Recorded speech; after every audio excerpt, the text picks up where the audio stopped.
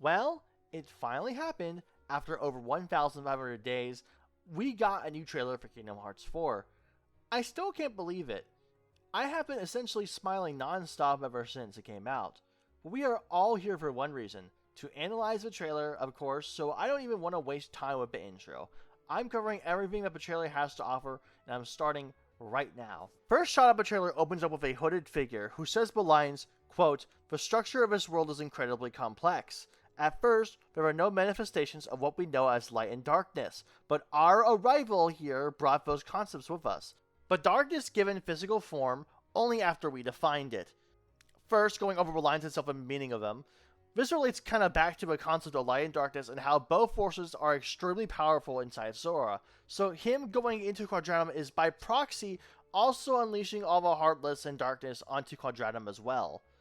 We also already might know the identity of a hooded figure. Which I assume to be the foreteller Ava. But Japanese voice actress for her sounds really similar to the one with the hooded figure. Just take a look. どうしてあのバングルが皆に広まった時、罪の回収は悪いことではないって、ここでそういう結論になったよね。この世界の構造はとても複雑で、私たちが定義する光と闇を具現化したものは。She also has a very similar way of holding her hands, and I'm almost positive this is her after looking at all the evidence. Even in the epilogue of Kingdom Hearts 3, Lucy refers to Ava as having her own mission and carrying out said mission, so this will likely be an element regarding her character. While it is possible it could be Envy instead, I feel like this is more likely to be Ava. Okay, now moving on. During the hooded figure's monologue, we can get a good look of what I am calling Evolved Darkseid.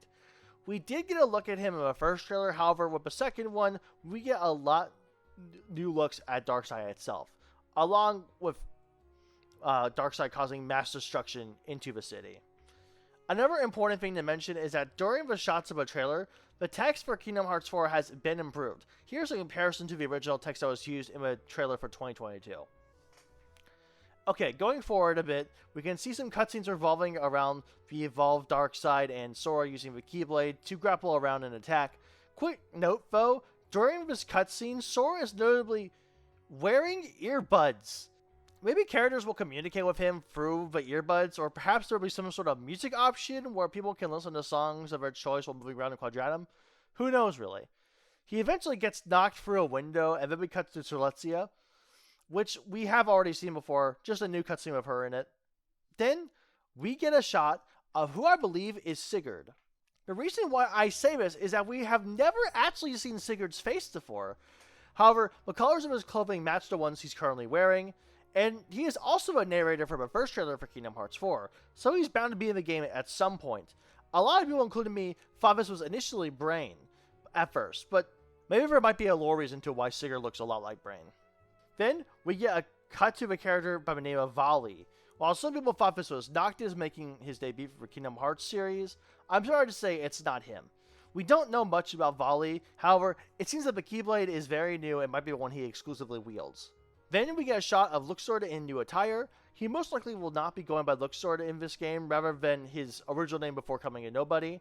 Also, he looks visibly older in the trailer. Then, we get a very quick shot of Donald and Goofy interacting with Hades. This is them still trying to use Hades in hopes of contacting Sora. Not much else to say here. Then, we get a shot of another hooded figure character. Some people speculate this is the Master of Masters. Some also notice the feathers falling down, which may imply Sephiroth is returning. What if I were to tell you that this may not be related to Sephiroth, but rather to some new characters we don't really know much about? To summarize, there is this character called Odin, who is the person that trained Xehanort and Ericus. Odin in Norse mythology has a pair of ravens called Hugin and Munin, which help gather information for Odin. It just so happens we see two characters with bird masks in one of the beta Missing Link cutscenes. These characters drop, you guessed it, feathers to help possess others. It's possible, and this shot is one of the three characters, most likely Odin. Or it's implied that the character here is actually being controlled by Odin. Only time will tell. Finally, we get a shot of Xehanort, specifically young Xehanort, holding an umbrella for Sora. The theories were true that Xehanort might play a role as a mentor in Kingdom Hearts 4, rather than an antagonist. Also, notably, his hair is a lot shorter than it was previously, which in Japanese culture resembles leaving the past behind and starting fresh, which makes sense for his character at this point. Then, we finally get into gameplay, where a new Keyblade is being shown off that is made of fire and water. People are theorizing that this Keyblade is either from Moana or Elemental, and I have to go up a ladder, as it would make much more sense to be a base Keyblade that consists of fire and water of that movie. However, I don't believe this means we are going to get an Elemental world. Rather, this might just be another Keyblade you can earn in-game, similar to how I believe a Frankenweenie Keyblade you'll be able to earn as in Kingdom Hearts 4 as well, which was shown off in the Halloween art last year. However, with this Keyblade, Sora does summon this volcanic rock, which could be an argument that this might actually be for Moana. Only time will tell. Now, I'm not going to go over the specific names of the moves here and what I think they do, as it's kind of unclear and the majority of moves listed don't even get used, rather just named. However, it seems like the build mechanic in general allows you to form your own playstyle of the Keyblade by using certain moves, as using certain moves will unlock new ones for you, hence building your Keyblade, which will eventually lead to a finisher. I don't believe we will have enough gameplay to truly understand how the combat actually works, but I do believe this is the basic gist of it. The fire side of a Keyblade has this unique combo where you can summon a volcanic rock, then use the Keyblade to surf upwards, then combo that into a massive ground slam, which drags enemies down, does AoE damage, then knocks them back up again, which is really cool, and that's going to be very satisfying to pull off. Also, we get a look at a new Pureblood Heartless, which seems to be able to easily defend himself in the front unless he has an attack that hits him from the side or behind. Sora's default Keyblade is shown off, but really quickly you can notice the 104 Shibuya building in the background, which looks a lot more refined compared to all the way back then in the secret ending for Kingdom Hearts 3. There is also a teaser of a Neku right below the sign, so maybe we get the World Ends With You characters back in some shape or form. That would be pretty cool, and I would really like that. Anyways, back to the default Keyblade, Sora can summon these links, which he can ride on by pressing a separate button, and when he does ride on a link, he can convert these links into projectiles, which auto-target the nearest enemy or the enemy that is locked and knock them up. There's also a command where he can take the links he hasn't rid on yet, drag them towards him, and use them as locking projectiles as well. Also, during his gameplay, we briefly get a look at a new HUD icon, which I believe is a warning for whenever an enemy is attacking from a certain direction that your camera is not facing. Then, we finally get this very cool finisher, where Sora summons Keyblades from the Keyblade Graveyard to surf on, similar to what Vanitas does, except of them being powered by darkness, it's powered by light.